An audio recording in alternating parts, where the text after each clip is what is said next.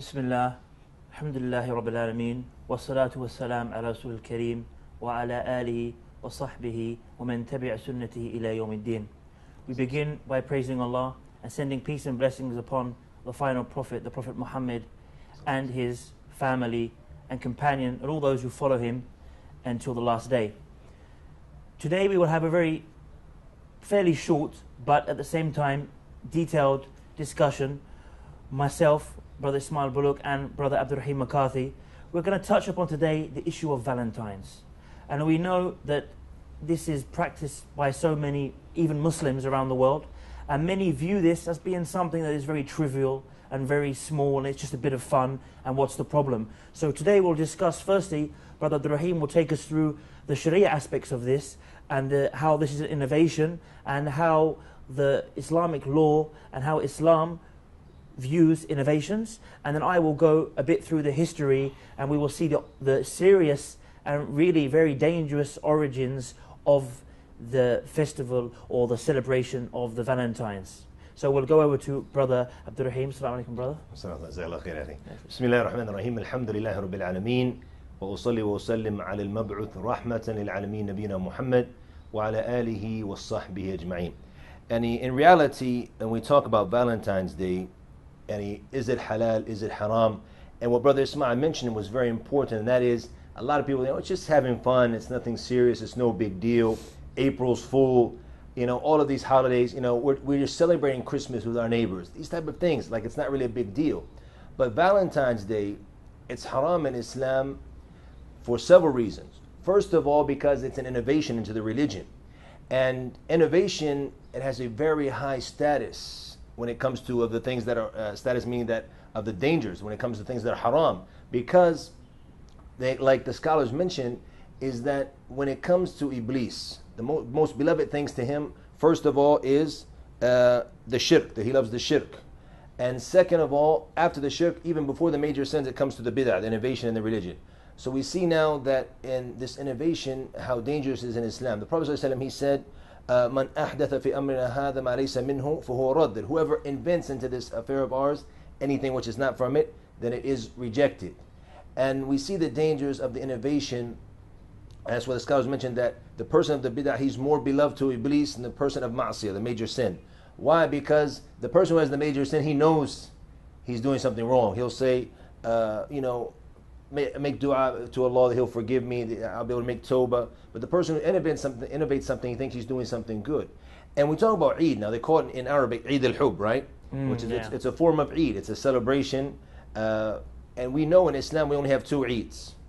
Okay? And the Prophet said, he mentioned, when he came to Medina alayhi salatu wasalam, that Allah, when he found them celebrating different Eids that were not from or they're before Islam, he said, verily Allah has given you two Eids that are better than these, Eid al-Fitr and Eid al-Adha.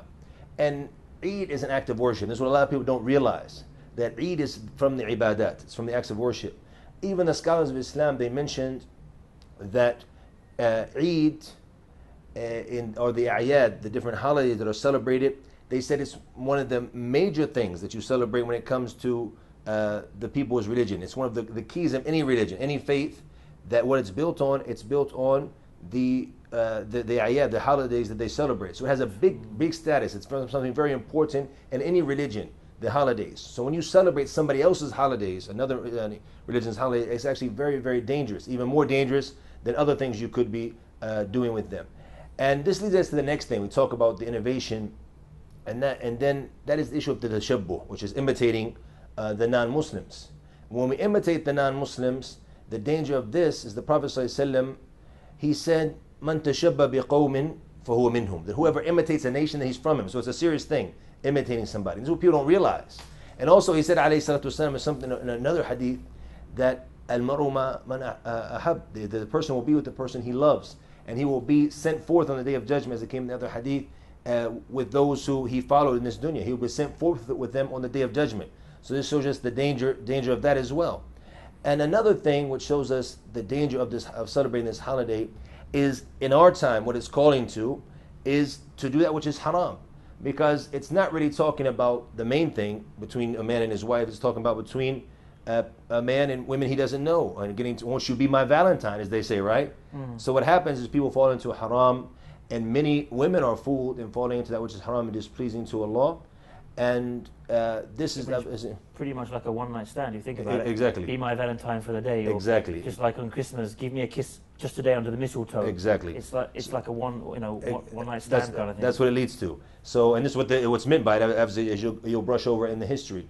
So we need to be aware as Muslims to stay away from this because of the dangers that it has on. First of all, it's an issue of aqeedah as well, as you'll probably show now in the history, that it's something that comes from the aqeedah. It's something that touches the belief of the Muslim, and this is what a lot of Muslims don't understand. A lot of these holidays, they touch the belief system when it comes like the Christmas, the celebrating birthdays. A lot of these things, people don't realize the dangers of them.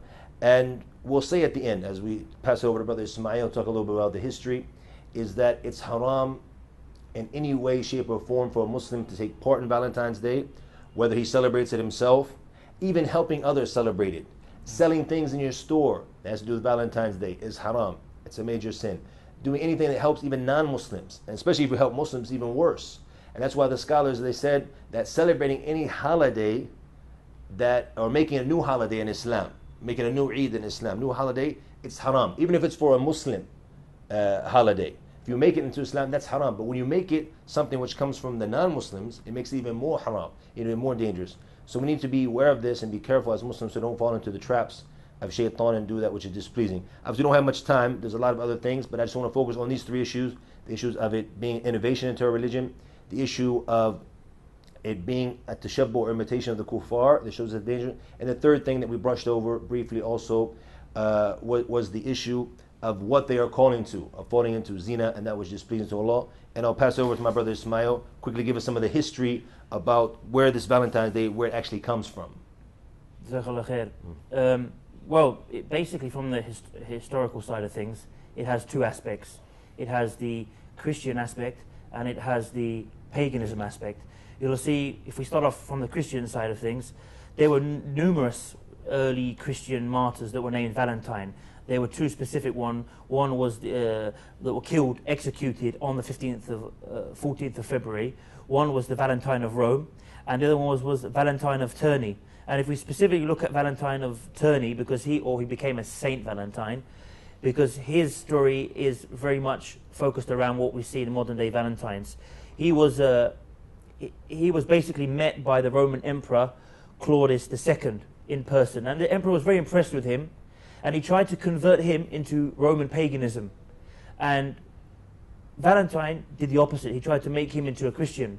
And what was happening at that time is the Roman emperor did not allow his army to marry because they would become preoccupied with their wives. So he made it haram as such, forbidden for a man to marry. So this Valentine would secretly, being a Christian priest, would secretly marry them. And he got caught and he got put in prison.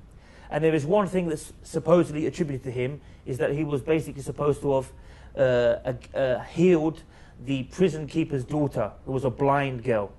And what they said is that after he cured her blindness, she would come and visit him, and they formed some kind of relationship. And then before he was executed, he was supposedly, and this is a very big myth, even most historians say this is something that was added much later, he was supposed to have written her a card, a goodbye card, saying to her, goodbye, or from your Valentine. So that's from the. So that's where it comes from then. That's from the Valentine, from the Christian side of things.